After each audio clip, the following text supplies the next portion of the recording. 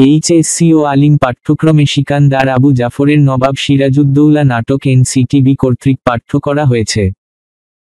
সুতরাং সিকান্দার আবু জাফরের নবাব সিরাজউদ্দৌলা নাটকের নাট্যরূপ দেখলে এইচএসসি ও আলিম পরীক্ষার্থীরা সহজেই এই নাটক সম্বন্ধে যে কোনো প্রশ্নের উত্তর দিতে সক্ষম হবে। তৃতীয় পর্বে দেখানো হয়েছে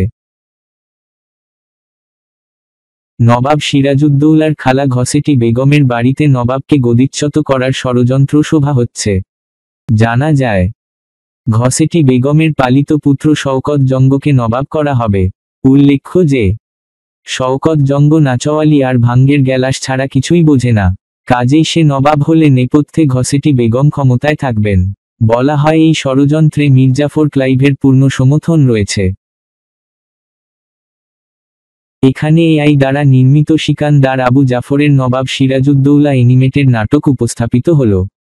এখানে পুরো নাটক আপলোড করা হলো। পর্যায়ক্রমে নাটকটি তোমাদেরকে দেখতে হবে।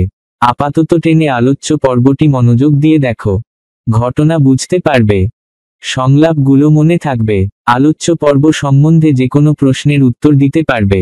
পর্যায়ক্রমে পুরো নাটকটি দেখলে কোনো প্রশ্নের উত্তর কারো অজানা থাকবে না। পরীক্ষায় তুমি পূর্ণ নম্বর পাবে।